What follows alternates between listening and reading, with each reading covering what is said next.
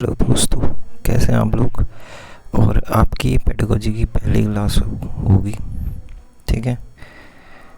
और इसको पेडागोजी को हिंदी में हम कहते हैं बाल मनोविज्ञान।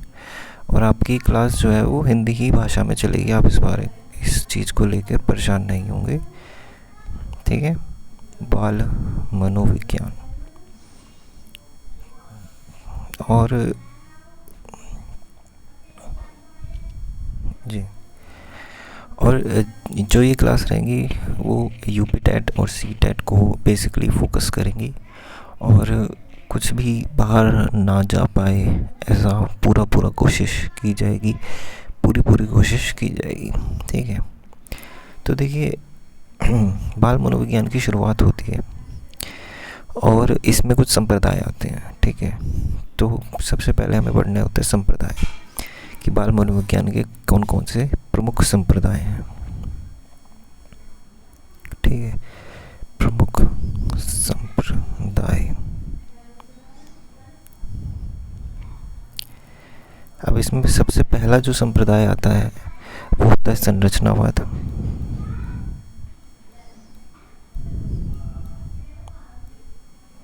संरचनावाद पहला प्रमुख संप्रदाय था, ठीक है।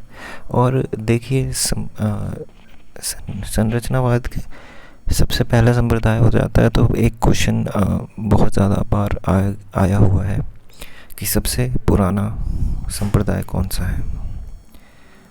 तो आप इसी तरीके से नोट्स बनाएंगे कि संरचनावाद सबसे पुराना संप्रदाय है, ठीक है। चलिए, फिर इसकी उत्पत्ति किसने की, इसको जन्म किसने दिया। तो इसको जन्म दिया जन्मदाता इसके हो जाते हैं वुंड साहब या वुंड जी। विलियम वुंड इनका नाम है। और ये कहाँ से आते हैं? जर्मनी से, ठीक है। यूपी टेट में बेसिकली जगह का नाम भी कभी कभी पूछ लेता है, क्योंकि यूपी टेट का जो लेवल है गिरने लगा है आजकल। तो जन्मदाता वुंड जर्मनी के रहने वाले हैं, ठीक है। और कभी कभी ईयर भी आ जाता है, तो 1879 में इन्होंने अपनी प्रयोगशाला स्थापित की थी। तो ये आ जाता है क्वेश्चन, 1879 में इन्होंने संरचनावाद को जन्म दिया, ठीक है। तो क्वेश्चन क्या आएगा कि सबसे पुराना संप्रदाय कौन सा है? संरचनावाद। और वुंड किस संप्रदाय से संबंध रखते हैं? संरचनावाद से। या फिर संरचनावाद को किसने जन्म दिया? विलियम वुंड ने, ठीक है। और वुंड कहाँ रहने वाले थे? जर्मनी में। और वुंड ने संरचनावाद को कब जन्म दिया? तो 1879 में, ठीक है। ये महत्वपूर्ण क्वेश्चंस इस संरचनावाद से बनते हैं। और एक और इम्पॉर्टेंट क्वेश्चन बन जाता है कि इन्होंने बाल मनोविज्ञान या मनोविज्ञान को बेसिकली कहूँगा कि बाल मनोविज्ञान उसमें समय शुरुआत नहीं होता, तो मनोविज्ञान को उन्होंने चेतना का मनोविज्ञान या फिर विज्ञान कहा, ठीक है। इन्होंने मनोविज्ञान को चेतना का मनोविज्ञान कहा। तो चेतना का मनोविज्ञान किसने कहा? वुंड ने। चेतना का मनोविज्ञान किससे रिलेटेड है? संरचनावाद से। इस तरीके से क्वेश्चन आपके एग्ज़ाम में आते हैं, ठीक है, ठीक है। चेतना का मतलब या अर्थ क्या होता है कि अनुभव को आधार माना जाता है इसमें, कि जो हम संवेदना, ठीक है, जो हम चेतना का मतलब मैं बता रहा हूँ, चेतना। तो चेतना में आ जाती है संवेदना, ठीक है, हमारी फीलिंग्स, भाव आ जाते हैं। और संवेदना और भाव आ जाते हैं, ठीक है। ये रहेगा। तो संवेदना और भाव का अध्ययन जिसमें हम करते हैं वो चेतना का अध्ययन कहलाता है। तो वैसे इससे रिलेटेड क्वेश्चन की चेतना से क्या है अभिप्राय, ये क्वेश्चन तो नहीं आएगा मेरे हिसाब से। लेकिन चेतना का मनोविज्ञान किस संरचनावाद को से जन्म लेता है, या फिर सबसे पुराना संप्रदाय, या फिर संरचनावाद के जन्मदाता कौन है, इस तरीके के क्वेश्चन बहुत आ जाते हैं। ठीक है, तो संरचनावाद को एक क्वेश्चन आया था बहुत पहले, तो ये और मैं कर देता हूँ कि अंतर्दर्शन, क्योंकि हम व्यक्ति के अंदर की दर्शन करते हैं, इसका अंतर उसके भाव को समझते हैं, तो अंतर्दर्शन भी इसको कह देते हैं। तो ये इम्पॉर्टेंट क्वेश्चन है, इसी तरीके से आप नोट्स बनाएं। ठीक है, बहुत ज़्यादा मैं नहीं लिखवाऊँगा, और जो लिखवाऊँगा बहुत ही ज़्यादा इम्पॉर्टेंट लिखवाऊँगा। ठीक है, तो संरचनावाद के बाद आ जाता है प्रकार्यवाद।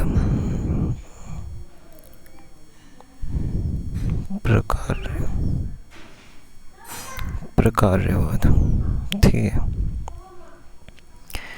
चलिए, तो संरचनावाद के बाद आता है प्रकार्यवाद, और इसमें बताया गया कि चेतना कैसे काम करती है। चेतना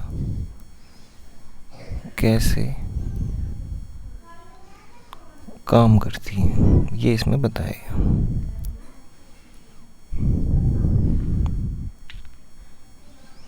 ठीक है, तो प्रकार्य के बीच में आता कार्य है, तो चेतना कैसे काम करती है या कार्य करती है, ये आ जाता है प्रकार्यवाद में। ठीक है, तो इसकी उत्पत्ति या जन्मदाता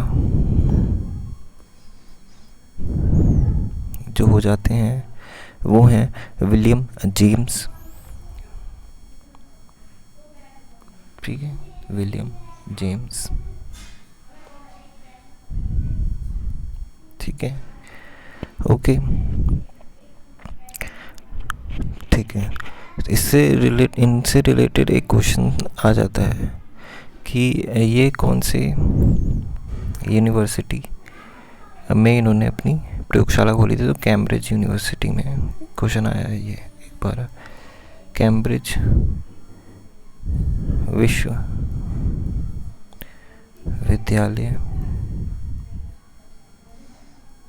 में इन्होंने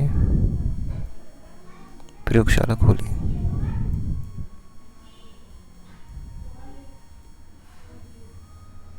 ठीक है, प्रयोगशाला खोली। ओके, फिर देखिए, अब देखिए इन्होंने प्रकार्यवाद की ज़रूरत क्यों पड़ी। इन्होंने कहा, विलियम जेम्स साहब ने कहा कि चेतना दिखाई नहीं देती है। ठीक है, चेतना को हम दिखा नहीं सकते, उसमें हम अंदर का दर्शन करते हैं, अंतर दर्शन करते हैं। ठीक है, अब चेतना दिखाई नहीं देती तो इसको पढ़ेंगे कैसे, तो इसको समझेंगे कैसे। तो फिर इन्होंने कहा कि हम चेतना के कार्य पर, काम पर, कि चेतना काम कैसे करती है उस पर ध्यान देंगे।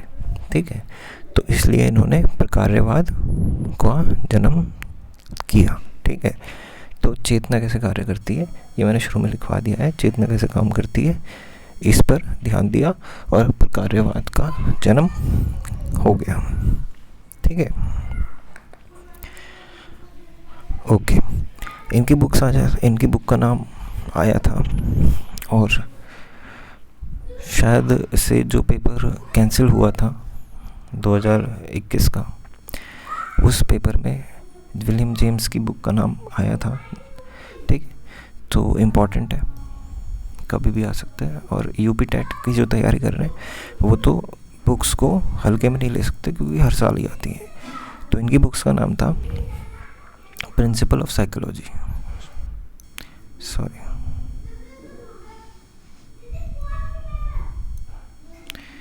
यस, द प्रिंसिपल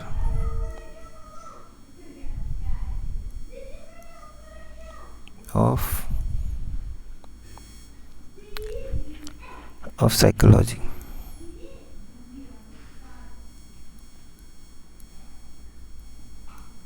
ठीक है। हिंदी में जो लिखना चाहें, द प्रिंसिपल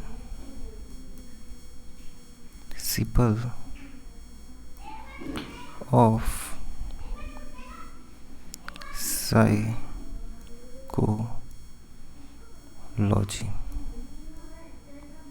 ठीक है। प्रिंसिपल ऑफ साइकोलॉजी इनकी बुक का नाम था, इंपॉर्टेंट है, आप याद करेंगे इसको, बिल्कुल भी हल्के में नहीं ले सकते हैं यूपी टेट वाले, ठीक है। चलिए फिर प्रकार्यवाद हो गया, ठीक है। उसके बाद एक संप्रदाय आता है जिसका नाम है उद्देश्यवाद। उद्देश्यवाद, ठीक है, उद्देश्यवाद। अब देखिए उद्देश्यवाद में क्या हुआ।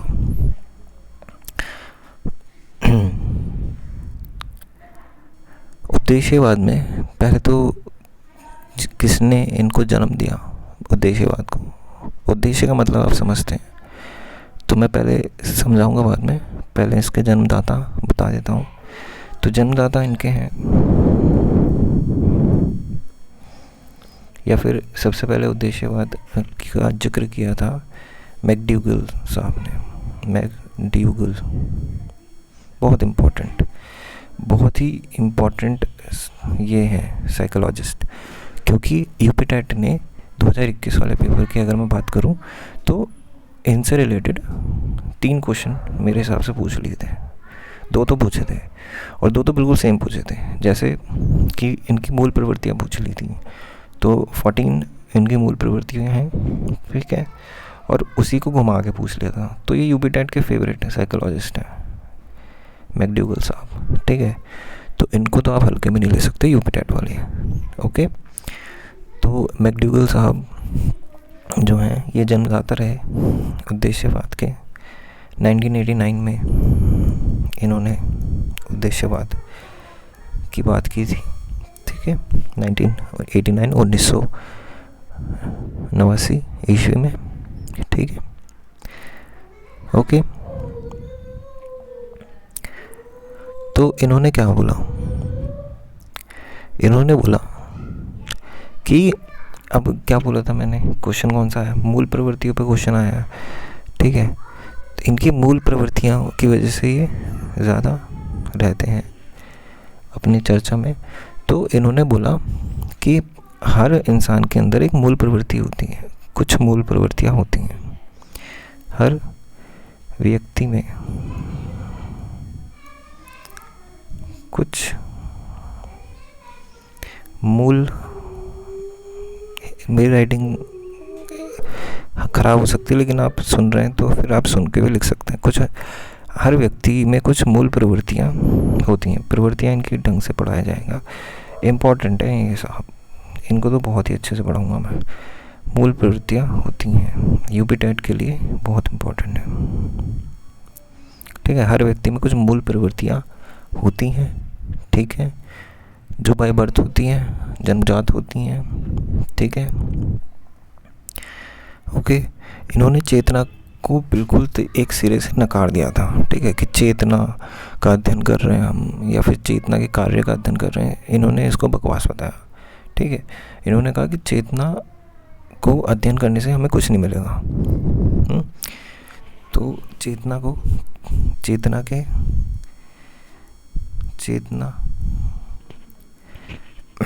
की निंदा किसने करी? निंदा कह सकते हैं हम, ठीक है, चेतना की निंदा, आलोचना भी कह सकते हैं, आलोचना वर्ड यूज़ करूँगा मैं इसके लिए, चेतना की आलोचना,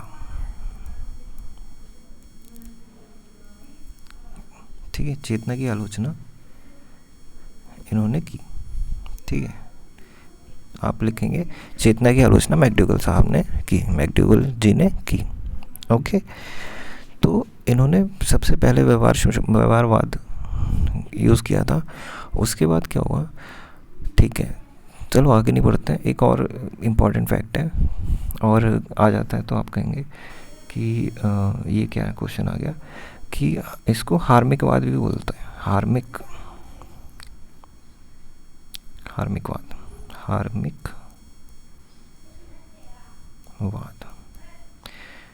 इसको हार्मिकवाद भी बोलते हैं, ठीक है। उद्देश्यवाद को हार्मिकवाद भी बोलते हैं। आप लाइन लिखेंगे, लिखने वाले जो नोट कर रहे हैं, आप लिखेंगे उद्देश्यवाद को हार्मिकवाद भी कहते हैं, ठीक है।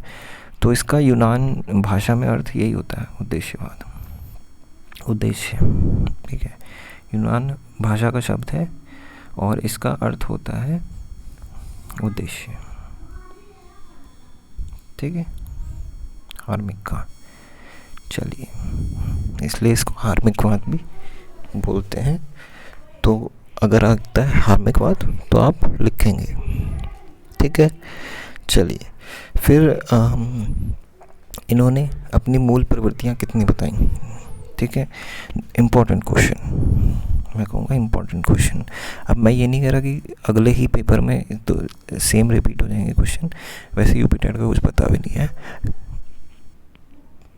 वो रिपीट करता है क्वेश्चंस को बहुत ज़्यादा, कभी कभी पेपर्स सेम लिख देता है।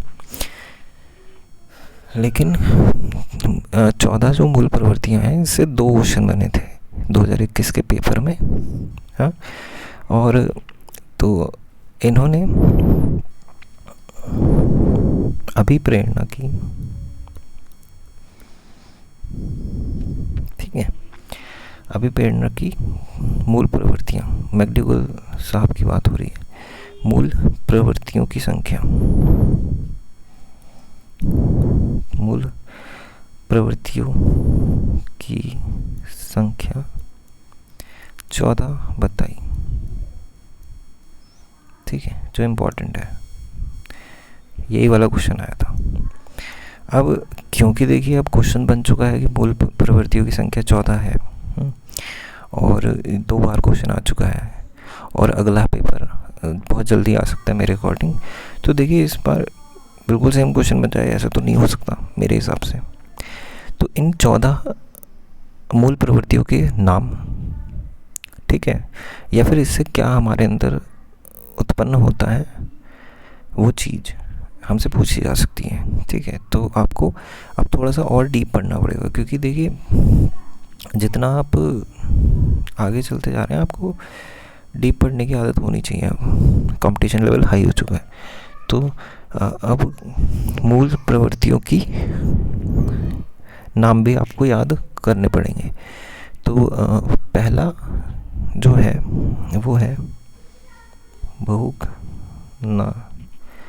भोगनान्वेषण, भोगनान्वेषण। इसका मतलब होता है भूख लगना, ठीक है। भोगनान्वेषण, भूख लगना। पलायनवाद, पलायन, ठीक है, पलायन लिखेंगे हम इसे, पलायन। अब पलायन होता है तो क्या होता है, डर, ठीक है। और जिज्ञासा,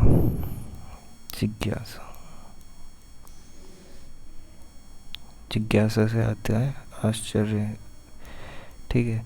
अगर आपके अंदर जिज्ञासा होगी, आपने कुछ एक क्वेश्चन को सही किया, तो आपका आश्चर्य होगा कि हाँ भाई हम भी क्वेश्चन अब अच्छे करने लगे हैं, पहले नहीं करते थे। तो फिर आता है रचनात्मकता, ठीक है। तो ये होता है कृति, ठीक है। नया काम करा आपने, रचनात्मक किया तो नई कृति करी, ठीक है। फिर आया संग्रह प्रवृत्ति, संग्रह प्रवृत्ति। अब संग्रह प्रवृत्ति जब आपके अंदर होगी, तो संग्रह करने के बाद आपके अंदर आ जाएगा स्वाभिमान, ठीक है। और संग्रह प्रवृत्ति के बाद आता है निर्वृत्ति,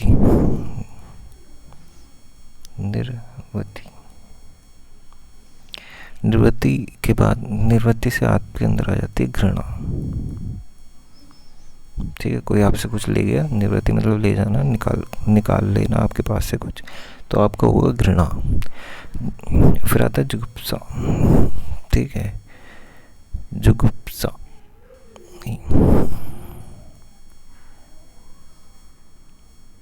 ठीक। जुगुप्सा से अंदर आप तक क्या आता है, क्रोध। फिर आती काम वासना,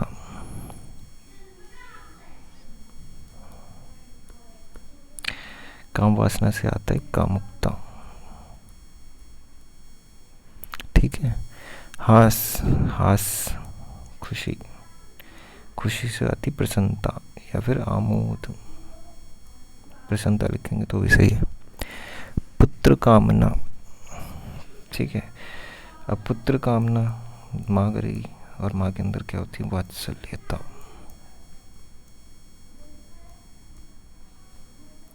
ठीक है। आत्मगौरव से आता है आपके अंदर, आत्मगौरव मतलब अपने अंदर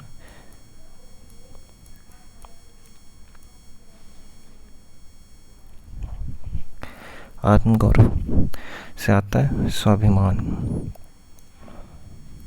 स्वाभिमान, स्वाभिमान 2 बार आ चुका है, ठीक है। स्वाभिमान, आत्मगौरव, अपने अंदर गौरव आना। शरणागति, नेक्स्ट है शरणागत। अब शरणागत होते हो तो आपके अंदर आ जाती है करुणा, ठीक है। दैत्य,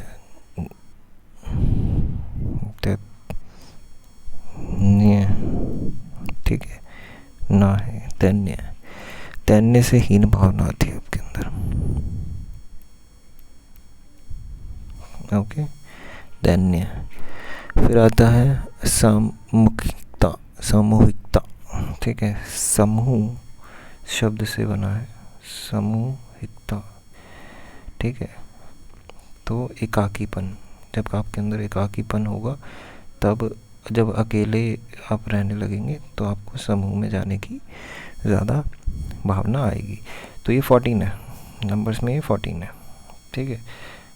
भोगान्वेषण, पलायन, जिज्ञासा, रचनात्मकता, संग्रह प्रवृत्ति, निवृत्ति, जुगुप्सा, और काम वासना, हास, पुत्र कामना, आत्मगौरव, ओके, यस, शरणागति, दैन्य, सामूहिकता, ये सब इम्पॉर्टेंट हैं, इनको आप याद करेंगे। क्यों? क्योंकि भैया ये मैकडूगल साहब ने दिए, और मैकडूगल साहब यूपी टेट के बड़े फेवरेट माने जाते हैं, ठीक है। तो आज आप इतना करेंगे, ठीक है। और ये बहुत ही डीप पढ़ाया जा रहा है, तो thank you, thank you so much.